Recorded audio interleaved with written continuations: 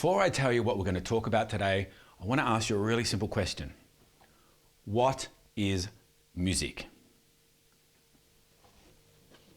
Now, I'm sure that you'll probably come up with lots and lots of answers. Could be a band or something, but really, it's this. Notes and rhythm. Lots of different combinations of this with these. Now, out of these two things, which is more important, do you think? Personally, and I think when I show you a little example, you'll agree that this is more important. So why do so many books and schools and lessons just talk about notes? Yeah, rhythms are kind of talked about within that context, but this is actually the most important half of music. And in some ways, it's the simplest because you're not confused by all these extra things going on and these calculations and formulas. The language of rhythms in most of our Western music, there's only 7 different subdivisions that are used almost all the time. And all you've got to do is learn to combine them. Now, let's just talk about why I think rhythm and why I think you'll find out that rhythm is the most important aspect of music. Okay, so someone's got good chords and they play like this.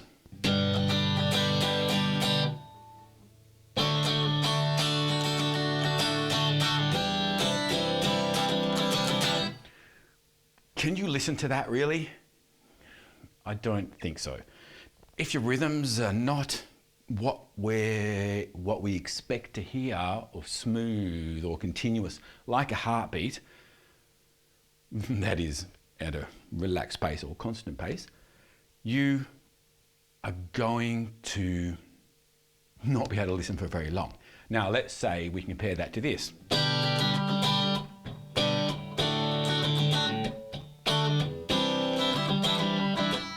Well, let's say we maybe compare it to just one chord with a bit of a vamp on it and no changes.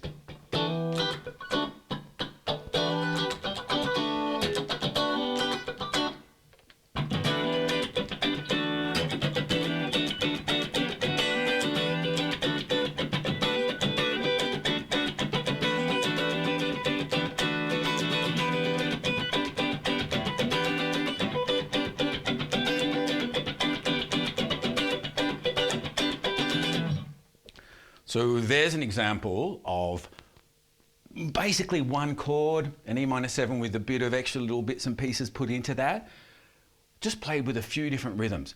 Very listenable. That can be a whole song. In fact, that's almost a whole style of music, funk, with a pile of extra notes added into it. So today we're going to talk about rhythm. Now, I want you to think about music besides just notes and rhythm. I want you to actually think about a band playing together. I want you to think about the drummer, who predominantly works with rhythm, as the canvas that all the rest of the band are going to paint upon. So that's the common language. That is the defining factor that every other musician can communicate together upon. That's the agreed, this is where we are. Okay, next, the bass player, he comes along and he paints a cow in a field with some sun in just black and white. He's outlining the chord changes. And of course, yes, he does color here and there, but right now he's just outlining the basic chord changes. The cow and the field with the sun and the blue sky. Guitar player, he comes along and he plays a chord. He plays the grass chord, or adds the color, I should say. Then he plays the color of the cow, the color of the sun, and the color of the sky. But without the canvas for everyone, the common language to be upon, nothing else matters. So how can we get this thing, this rhythm thing, and what is this lesson all about? Well, this lesson is all about how to use a metronome. Yep, one of these things, okay? So if you don't have one yet, don't worry about it. Just work through this lesson with me and then go and find one. Now, a lot of people go, oh, the metronome. Now, this thing is your best friend. Once you learn how to use it and learn how to understand it. So I'm actually going to ask another question as I go on a tangent. Do you ever listen to music, just one person playing, one part, like someone just strumming chords? No, those strumming chords may have melodies. It could be someone playing a guitar part, but that guitar part, let's say it's a classical piece, will have a lot of different notes, moving bass lines and melodies moving against each other, and of course rhythm in there. Do you have one recording of someone just playing guitar? Now there are a few songs like Eruption by Eddie Van Halen which was just one crazy guitar solo, but you don't have an whole album of them. So the other thing about music is generally it's more than one part. It's not just one instrument. My question to you is, why do you practice alone? If we never listen to music alone, why do we practice alone? So straight away, here's your best friend right here, is in your room. Let's forget backing tracks and all of that, because this is the guy or girl or machine that's actually gonna show you how good you and your machine are. And we want to train our muscles to fire in time, because this hand moving is a result of me telling it to move and then going through all the synapses and firing through the muscles and finally triggering my hand. So we're going to train our muscles to fire in perfect time. And then when we play live or jam with our mates, we're actually not going to use this metronome all the time. We want to be able to do it, but then we'll take away some of that basic flow of the groove. It's okay to float down and float up in speed, but we don't want to do it every chord change, because no one can listen to that. Very few. So a few basic general pointers that we're going to work on right now is number one, how to hold your pick. Now, if you notice on my pick, there's a little tiny bit of green here. Yeah, I've got my circle on there. And when I hold it, there's lots of books to show you how to hold it. But what I really want to point out is, look how little pick is sticking out, right? It doesn't look like this. I don't play like this. That doesn't give you the best tone, and it doesn't give you good pick control. So we have a little bit of pick, little tiny bit of pick sticking out. When we actually hit the strings, we want to hit them like we're flicking water off our hands, flicking water. That's what we do. We don't want to go like in this exercise we're about to do. We want to flick, flick, flick, flick, kind of as fast as we can, because we want this sound across 6 strings being as close to one sound, not a blip, as possible. Again, there's no perfect right now. So your fingers, as I go down, this finger is actually hitting the strings. And as I come up, this bit of the thumb is hitting my strings. It creates like an extra set of sounds added to what you're doing, as opposed to just a pick hitting them. And it gives you a feel. Funk music doesn't exist without the fingers and the pick hitting together. Now, with the left hand, what we're actually doing is we're touching the strings lightly, but we're not pushing them onto the guitar neck. If we push them onto the guitar neck, I'm going to get weird noises, and we don't want this. Horrible. We just want them just touching, loosely wrapped around, thumb over the top if you want. Just relax this hand. Just grab them and just touch them. So you get this percussive sound, no matter where you go. Minimum 3 fingers, not 2. If you do 1 or 2, you'll hear all these other noises coming out, which ain't right. Anyway, find somewhere on your guitar that you can just get that noise. Now, the next important rule is that you must speak out loud. You must count out loud. Very simple. 1, 2, 3, 4. So we're going to count out loud with our metronome, today at 60 beats per minute, and you're going to hit this sound, this scratch sound, 1 for every count. 1, 2, 3, 4. 1, 2, 3, 4. Not rocket science, okay? So here we go, let's do it together with the metronome. Note with my metronome that there's a louder click. Here it comes again. Set your metronome with a louder click. And that's our 1. 1, 2, 3, 4. Count out loud. 1, 2, 3, 4. And hit that note. 2, 3, 4. As you do that. 1, 2, 3, 4. Okay? Hopefully you're going, Nick, that is so easy. Great. Because let's move on. If not, stop this video, go and have a practice until you get the right sounds happening. But now we're just going to add 4 more notes to this. We're going to do an upstroke this time. We're going to go 1 and 2 and 3 and 4 and. Okay? That's simple. But let's find the count first, because we've got to do it in time with our metronome, no matter what speed we've picked. 1, 2, 3, 4. Keep counting only 1 and 2 and 3 and 4 and. Don't count lazy like this. 3 and 4, and we want to count staccato. That means short sounds. 1 and 2 and it'll show us how pure our beat is. Those of you that know about swing, we're not swinging right now. We want to be just straight, equal sounds. Here we go.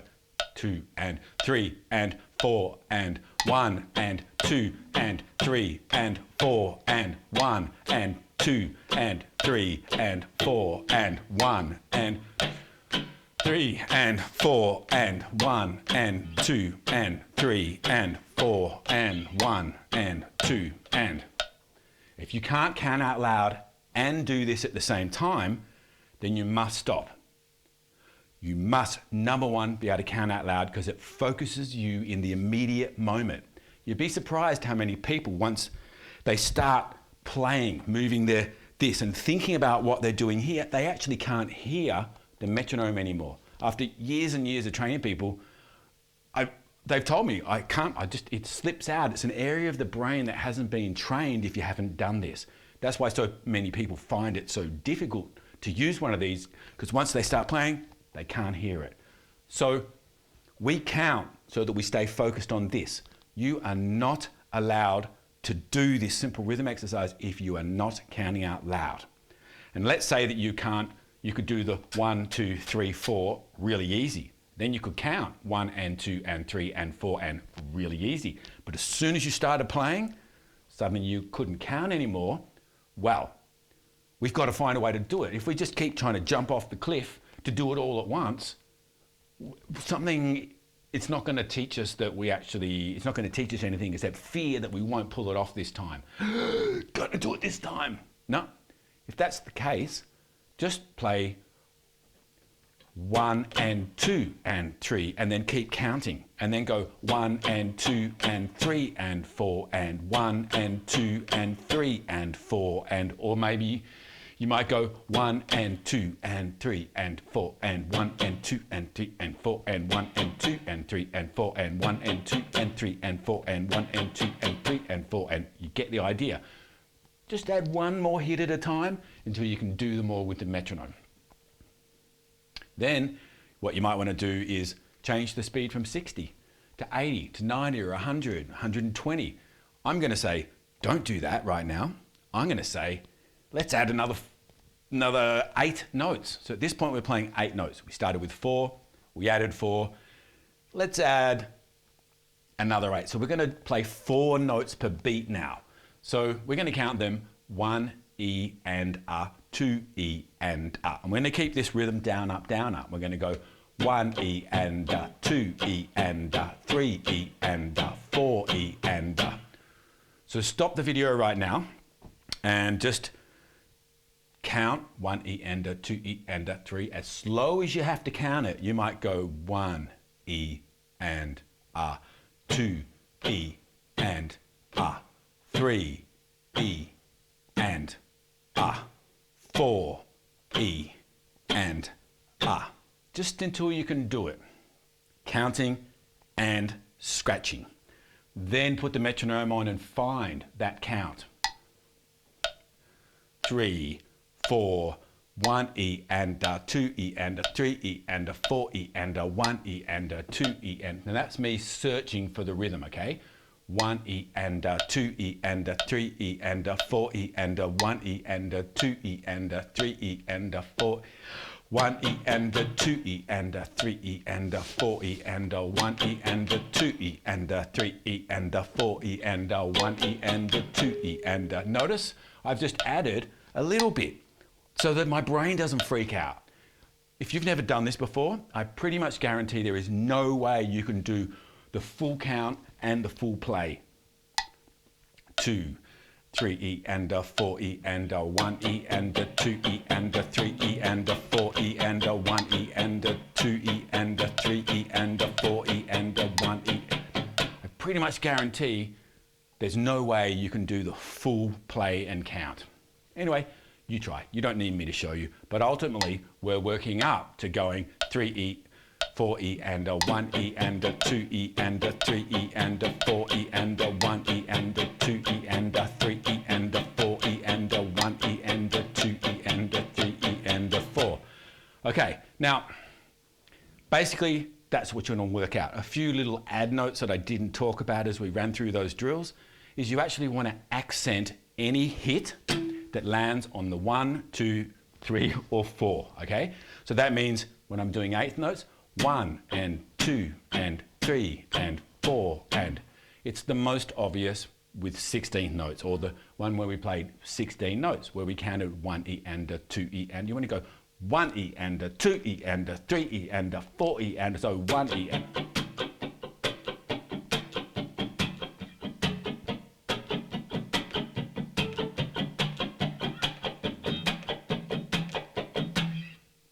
so that actually puts an accent on, kind of gives everyone the markers of the metronome when the metronome's not there.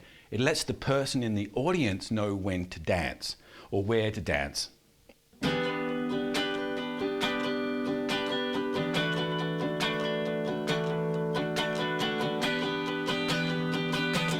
Can you imagine that without that simple accent on the 1, 2, 3, 4?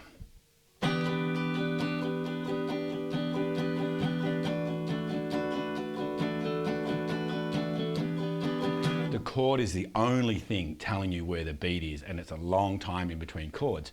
As you get more complicated and you learn to train your muscle in more ways that we'll talk about in other lessons, you start to change where those accents are, and instead of being on the beat, it's in other cool places like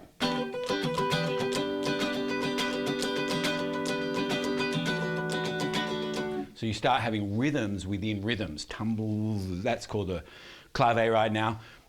Moving right along. How do you actually apply this in your playing? So you've got a song, and right, let's go back to this GDC thing. So your song just has a G, D and a C. And the rhythm might be really simple. So it might sound like this.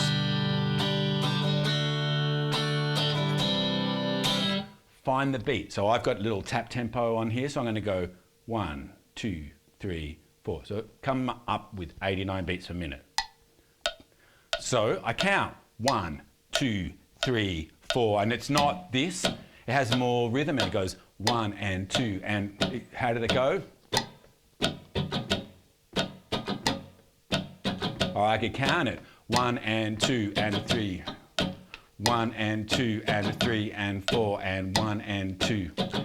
You might not be able to do that when you actually go to a rhythm that's not just all of the notes. So you may forget counting for now if you can't do it, though if you can, I recommend trying to. But for now, let's just get the rhythm I was doing. Here's the 1. So get the rhythm and then add the first chord only.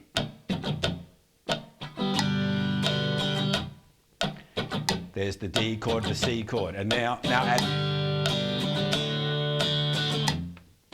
So make sure you stop adding all the chords to make sure you keep the rhythm. So the rhythm becomes the center of when the chords are allowed to play, and the metronome helping keeping you, your mind, and your right hand, your rhythm hand focused. So ultimately you put in chord by chord by chord as you feel like you're not losing the rhythm. Add notes little bit by little bit, and make sure you don't lose the pulse, the rhythm. Now, just to recap there, at the very start, what we did when we only played one note per beat, and we had every one was louder, we played this. For the technical sake of it, we played quarter notes. One note per beat, 1, 2, 3, 4. That's what they look like, that's what you were playing. Then we added 1 and 2 and 3 and. So we were playing 8 notes per beat. They're called eighth notes. And they look like this top line here. Okay, quite simple. Technically, I'm meant to join these. That's a lesson for another day, but that's what it is. You've seen them. Go and have a look at some sheet music. You'll see that. Then we played 16 notes per beat, and that's what they look like down here. 4 sets of 4. Notice the 1, the 2, the 3, the 4, they're all lined up. Yeah, that's the technical thing aside. Right now, we don't care. We just want to know how to improve our playing as fast as possible. It doesn't matter if I know I'm playing an 8th or a 16th. All that matters right now, and to your audience, is that you're in time. Your rhythm is solid. Now, a few learning notes here. Don't try to do this for hours. As soon as your brain freaks out and it's just overwhelming itself, stop. Go and have some fun. Do something else musically, or go and make yourself a cup of tea.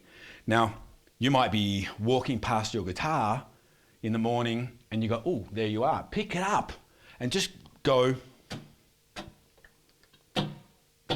3, 4, 1, 2, 3, 4, 1 and 2 and 3 and 4 and 1 and 2. And then go, you know what? I've got to go. Someone's ringing. Put your guitar down, but do it multiple times a day. Oh, guitar, I'm going to try that rhythm drill. Because what you're doing is you're building this thing without the pressure of having to sit down for 20 minutes to get it right, or 15 minutes. That's enough to go, I don't have time to work on that thing right now, I'll do it on the weekend. Well, that doesn't work. And that's not how a baby learned how to stand. A baby stood up, fell over, stood up, fell over, stood up, fell over, went, ooh, toy, and as soon as its mind changed and it didn't want to focus on standing anymore, it crawled over to that toy and went and played with it. Then it might have looked at the wall and went, ooh, stand, fall over, stand, fall over. But it did standing practice for very short periods of time, 100 times in a day, more or less, but a lot. And it learned how to stand in 3 days or 4 days or a week, a very complicated act, a combination of so many muscles. That's the way, that's your natural learning process. That's how you learned as a child. Do it with your guitar. Pick it up, do it a few times. As soon as your brain's over it, or something else comes up you got to do, go and do it. Do it many, many, many times a day. Think about it when you're driving the car. Well, no, maybe not driving the car. Think about it when you're in line at the bank, or you've just got a few spare moments. The ads are on TV or something. Just go 1 and 2 and imagine yourself playing it with your eyes closed. One very last point. You may actually, or what I highly recommend that you do, is put on your favorite songs, find where the 1, 2, 3, 4 are. You know that's where you tap your foot, move your head, that's where you dance. And count them, grab your guitar. You don't have to know the chords with this drill, and you can play along to your favorite songs by just going 1, 2, 3. It's really obvious where the 1 is because it's the most powerful one. 1, 2, 3. And then just do that. 1, 2, 3, 4. 1, 2, 3, 4. 1, 2, 3, 4. Ah, that was easy. Right, where's the end? 1 and 2 and 3 and 4 and 1 and 2 and 3 and 4 and 1 and 2 and 3 and 4 and 2 and 3 and 4 and 1 and 2 and 3 and 4 and 1 and 2 and 3 and 4 and 1, 2, 3 and 4 and 1 and 2 and 3 and 4 and 1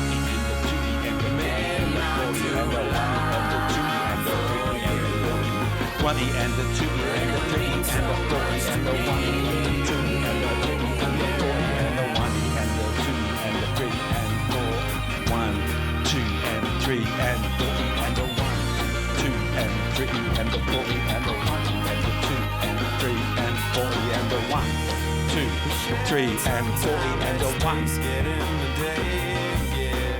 So see how I slowly worked through the subdivisions, I slowly added more scratches. I didn't try to be perfect, to have all of my rhythms exactly the same. I just was having fun. Didn't have to think about chord changes. And there's my favorite song. I'm like, as the kettle boils, I'm like, woo, love that song. There's my guitar. I'm gonna grab it. 1, 2, 3, 4, 1, 2. And then you put the guitar down. And what are you doing? You're being that baby, standing up, falling over, standing up, little practices. And then you're like, this is so easy. So you're not stressed about rhythms. You're not stressed about playing these 3 simple subdivisions of time. And you're working on your muscle memory to fire these things in time. So when you actually pick up the guitar, and once you get a little bit down the road of a week or 2 or 3 of practice, or even like 2 days, it'll start to come through in all the rest of the songs that you play. And it's fun. And that's what music should be, fun. I started mucking around with different variations of them, and it sounded really musical, because that's often what music is. It's a combination of these basic rhythms. And these are just 3 of the 7 popular ones. And these are the 3 most common ones. One other reason, besides the fact that the drummer is a canvas, and that is the rhythm is the foundation that all the musicians playing together at one time communicate upon. The canvas, the beat, is also what the crowd listens to, what the crowd dances to. Without that canvas, someone's halfway in the head of the cow while someone else is in the grass and in the sky and the sun. There's no linking. No one knows what's going on. There are so many issues when you can't play in time. It is so simple. There is no reason for you not to do this, because this is music, notes and rhythms. And these are more important, because these mean nothing without these. All right. Oh, hope that's not too serious there, guys. Nick Tung, signing off. Thanks for hanging out. Talk to you later.